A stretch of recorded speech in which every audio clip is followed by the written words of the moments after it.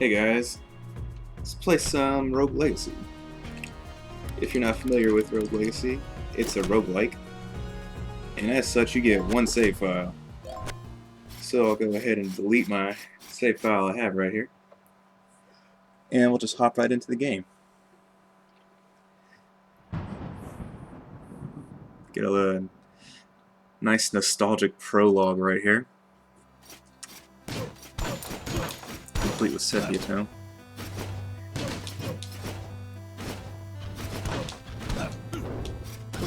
Rogue Legacy really got a lot of public buzz when it first came out.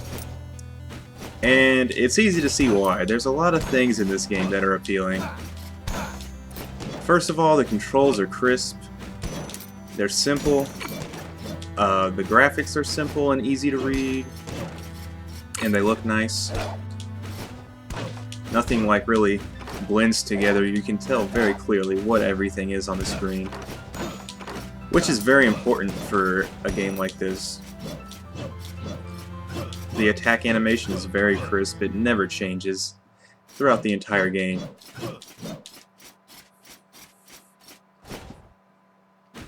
But here we are at the end of the prologue here. We got this king and this fountain right here. King seems to be oblivious to whatever's going on. That's really his bad. We were standing there for a long time.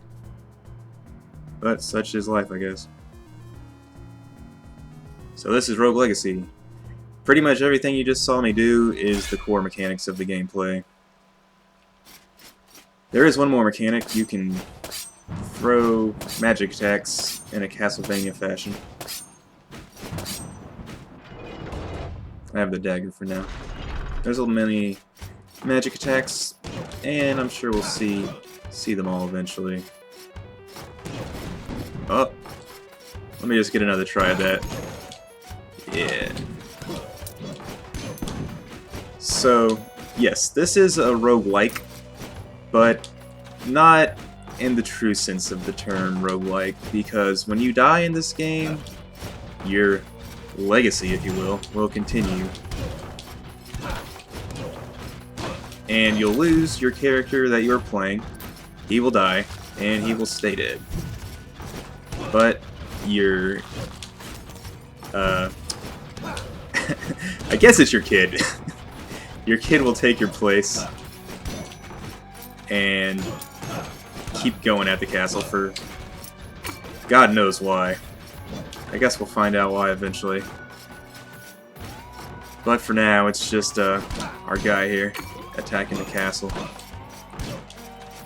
Gotta assume it has something to do with that guy we saw at the beginning there, killing the king. Are we coming in here to avenge the king, or are we that guy's child, or what really is the story here? I don't know. Maybe we'll find out more as we progress. Oh god. Alright, so I just got hit for the first time.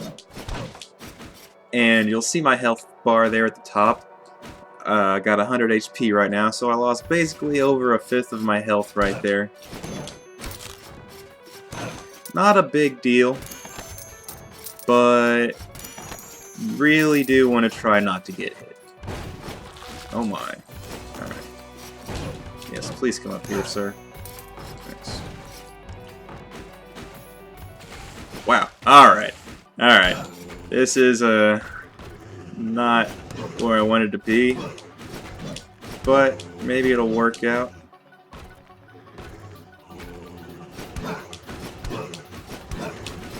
So being a roguelike, I'm not gonna lie, I haven't played a lot of roguelikes in my day. In fact, only I would say the only one I've even dabbled in is Chocobo's Mystery Dungeon 2 for the PlayStation 1.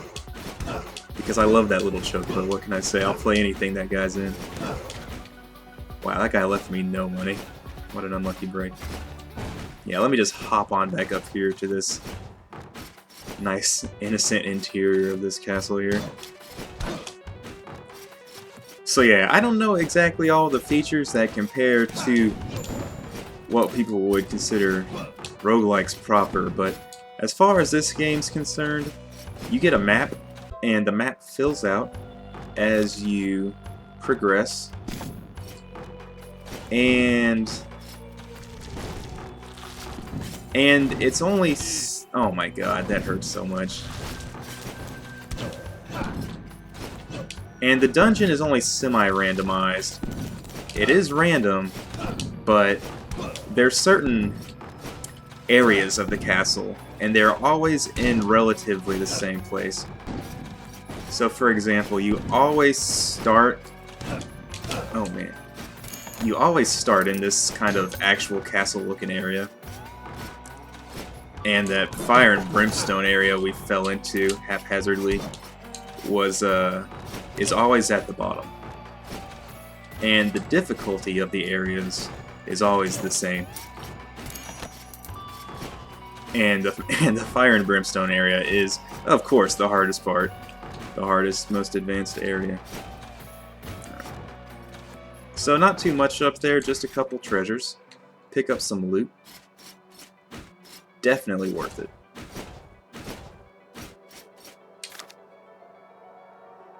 That humongous door that I'm neglecting to go in, for a good reason, is a boss room. Not really looking to fight a boss yet until I've exhausted all the rest of my... oh my god, alright. Huh. Should I try to fight those guys? You know what, I'm not going to. Again, maybe if I exhaust the rest of my options, I'll go ahead and fight those guys. But for now, I'd prefer to just explore the rest of this first area. Alright. I can't get to this treasure chest. It is 100% impossible for me to get to. The way you would get to it is you would have to be a lot smaller, and you would be able to go through this grayed out section right here a little bit and walk through it. It's a secret passage. But I can't do it. I'm just a little too big. Perhaps one of my kids would be able to get through it, or grandkids, or great-great-grandkids. So this looks like a pretty good area to use my dagger right there. And these are platforms. We saw them briefly in the intro video. You have to down attack them. Ooh. And you can down attack enemies also, as you saw right there. Go ahead and start doing 2 at a time. Pretty nice mechanic. As we progress in the game, we'll start gaining more skills and movement abilities, namely the ability to dash and air dash and take double jumps. So we wouldn't have had to rely on those platforms as much as we just did. Oh, we got a journal entry. Alright. We'll get a little bit of story here. It says Prince's Journal. So I guess this is the Prince's Journal. Alright, so the assassin killed the king. So that was who we were playing in the introduction, or in the prologue, I guess.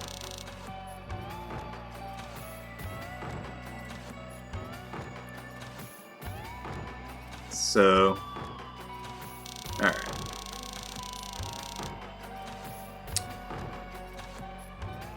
So I guess the reason those two guys were in this castle is because there's a panacea, if you will, of some kind. Alright. Honestly, the story is not important at all in this game, but for the sake of this Let's Play, we'll go ahead and give it its due. Really, you don't have to know anything about the story to play this game. Alright. Now, I said it was slightly randomized, or somewhat randomized, or semi-randomized. And one of the ways that it's not so random is that when you come to a room like this where there's a teleporter, this thing's a teleporter, and there's 2 statues on each side, that means when I go down here, it's guaranteed that I'm going into the fire and brimstone area. I'm not really looking to do that right now, so I'm just going to go ahead and show off the teleporters. And yeah, there's always a teleporter in the front room, or the starting room of the castle, so we'll go ahead and just teleport back. And here's actually the map of the castle.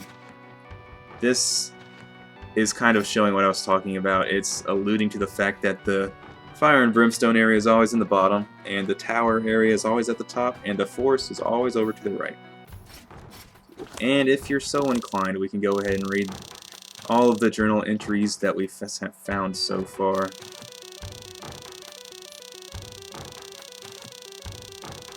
On this little book right here. Yeah, here. This, I thought I missed something in this entry the first time, but here, check this out. It says, an assassin has wounded my father. Oh, only wounded? Huh. I thought he straight up killed him. Alright, well, never mind. I don't care anymore. Oh my god, how the hell do I get out of this? Alright, let's be careful. Okay, there we go. It was select. That's why I missed it 2 times. Oh my god, I missed.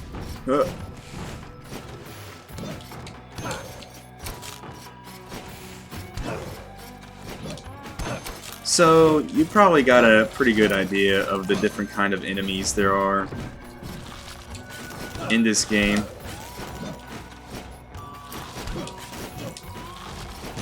The key to taking out these little specter guys here is that they can't shoot through walls.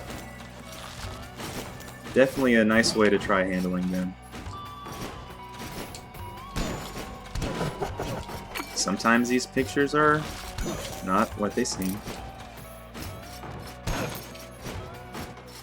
So devious.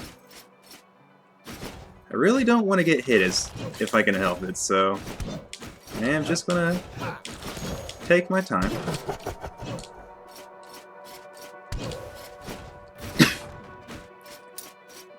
Once you start getting impatient in this game, you will die very quickly.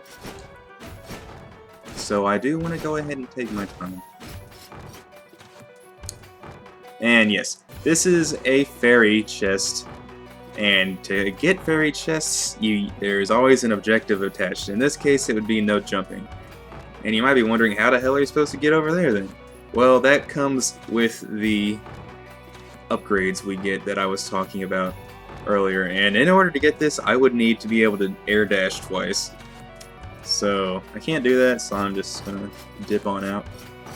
Oh, I will show something off real fast. The instant you fail, bong, can't get it anymore. Alright. Let's see what's up here. Do want to chop up every piece of scenery you can.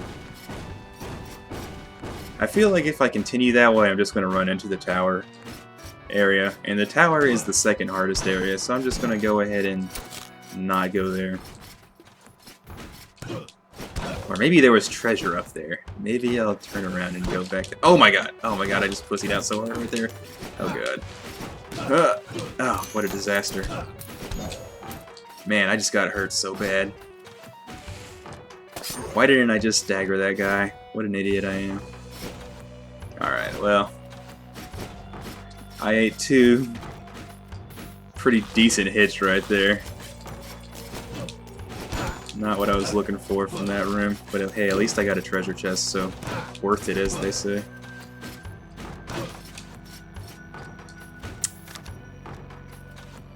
And it looks like I've exhausted pretty much all of my options for this first area, so I guess I'll just go ahead and go fight the boss now. Try to fight the boss. I'll probably lose. I want to say that you are expected to die in this game. I'm going the wrong way. Yeah, I'm going the wrong way. What is a game called Rogue Legacy without leaving a legacy? It's just Rogue.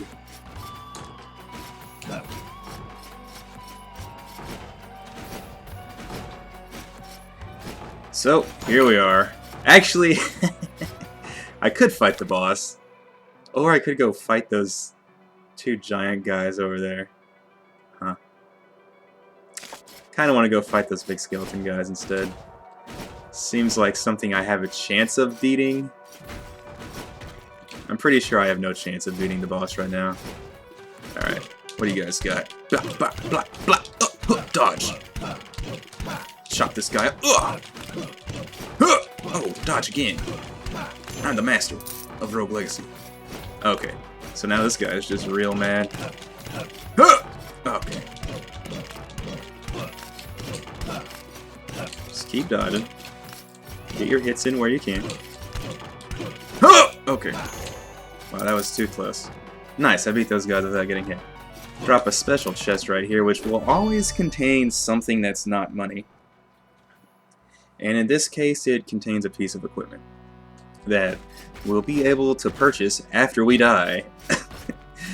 Kind of counterintuitive for this guy. Not really worth it for him, but what can you do? This guy probably would have enjoyed a nice chicken leg in that in that treasure chest more than anything. Well, I'm pretty sure if I continue over to the right, we'll end up in the forest. Probably could handle some enemies in the forest, but the point of this game is to beat the bosses. So we'll just head into this boss room here. And it's an eyeball called heir, the gatekeeper. Alright. Oh god. It hurts so much! I don't think I'm gonna win. Not gonna lie. Oh god. Alright, there it is. Yeah. And that's really the allure of Rogue Legacy right there. I didn't have to die right there. If I was better at this game with mechanics and reactions, I could have easily dodged those little blood tears he was spitting, and it would be completely feasible for me to beat that guy without getting hit. And in that sense, this game is hard, but also fair. And that's the real allure of this game.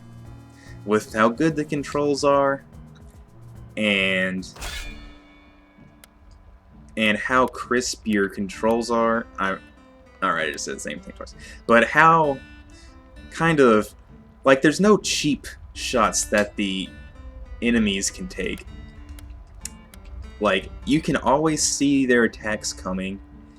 Sometimes there's too many of them to deal with, but you always have a chance. Like, if you would have approached the situation more cautiously, maybe you wouldn't have ended up in such a terrible situation where you took so much damage. Like I did when I just kind of tried to run past that one ghoul in that spike room and I took 2 spike hits. But anyways, here we are in the legacy part of Rogue Legacy. And what this amounts to is you can pick your offspring. Here's Sir Lee right here. This is the guy we just played as. 730 to 760. Rip. And I guess this is the guy we played in the prologue. I'm not sure how it works. The guy in the prologue had a mask over his face, so I'm not entirely sure, but I'm thinking that's who that was. Maybe the king came back and kicked his ass after he wounded him, you know, because the journal said he only just wounded him. But he also sent his son, the prince, to seek revenge in the castle. I don't know. You know what? It's not important to think about it too hard. So anyways, let's talk a little bit more about picking your heir.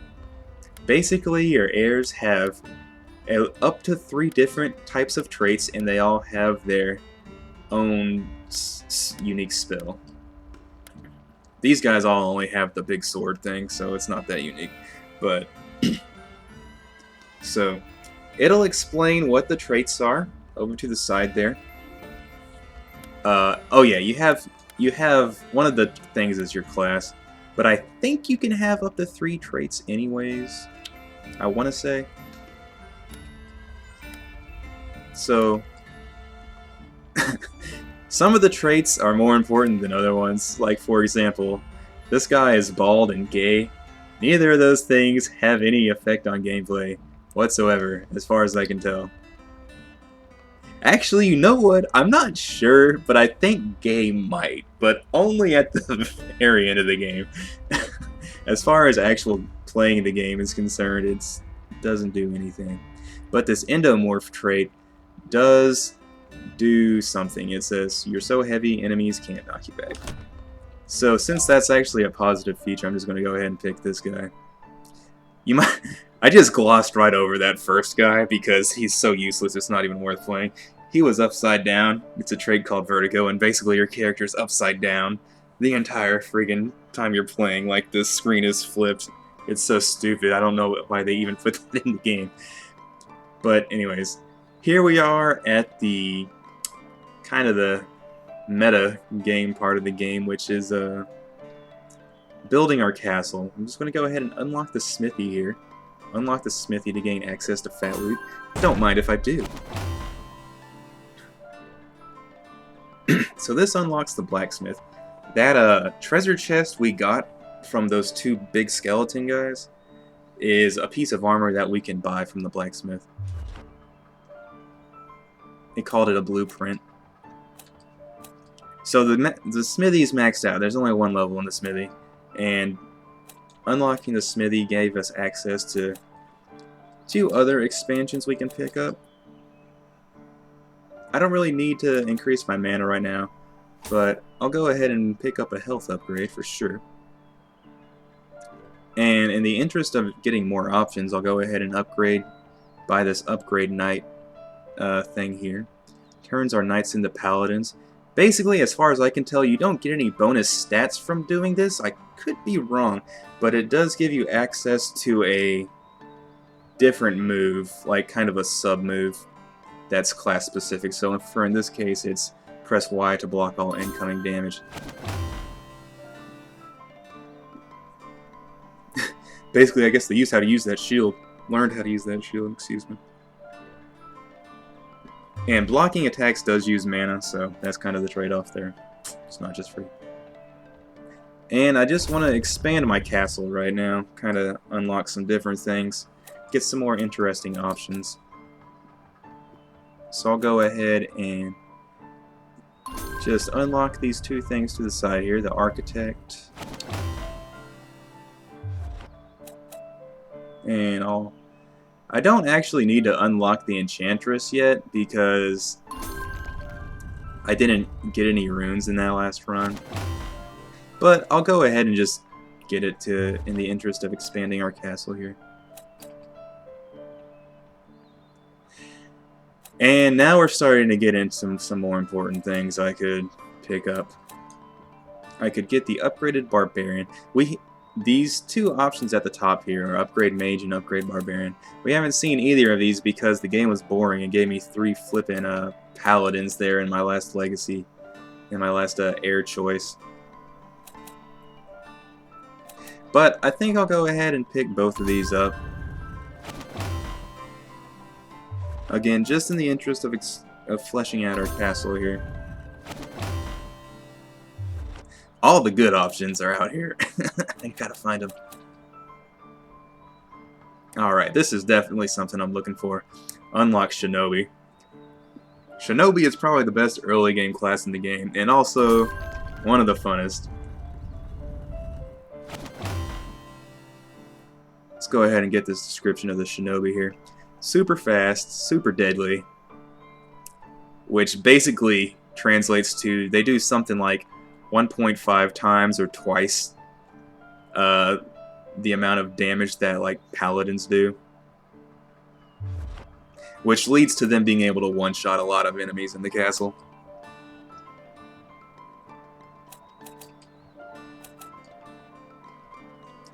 Got some options here, attack up and crit chance up. Probably get around to leveling these eventually, but let's go ahead and look at what else we got. Haggle. I'll get to that at a later time. I could unlock the miner. I could raise my magic damage. Before I look into these options though, I want to go ahead and check out what my blacksmith has to say.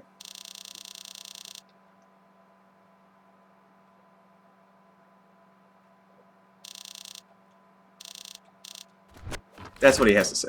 Alright, so basically, this guy allows us to upgrade our stats. the easiest way to get stat upgrades is through, or the cheapest way I should say, is through these blacksmith upgrades. I could get 5 magic damage from buying these bracers, for example. I don't want to do that. Gosh, it's select to go back for some reason. I think I messed up my controls. But this helmet, for example, is great. I get plus 20 health and plus 5 mana for 150 gold. So I'll probably just go ahead and pick that up. Why not? And this sword will give me plus 7 damage for 250 gold. I might buy that. But before I do that, I want to go see if this enchantress has anything to offer me. Yeah, she actually does. So these are where you buy some different upgrades that aren't really stat related necessarily, or at least base stat related. And for example, you can get the air dash, or the dash rune. The dash is also an air dash. You can do it on the ground or in the air. That's why I keep saying it like that. And you can also get a double jump. And I really want both of these things right now, so I'm going to go ahead and pick both of them up if I can, and I actually can. Perfect. So I will use most of my money picking up both of those things right there. I only have 35 gold left, as you can see up in the corner. And now I can dash around, I can dash in the air, I can fall off a cliff and jump, or I can just double jump. So, yep. Got this little training dummy here. But let me go ahead and show you what a good deal is. It is buying that that helmet I got, or whatever it was that gave me plus 20 HP. I bought that helmet for 150 gold, and it would be 180 gold to upgrade my health right here.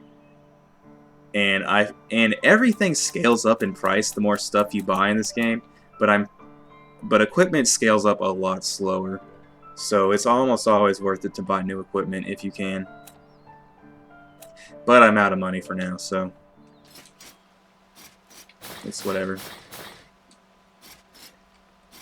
This guy does something interesting. Maybe I'll get to it next update. And here we got this guy here. He says, one must pay the toll. Give Charon all of your money and enter the castle.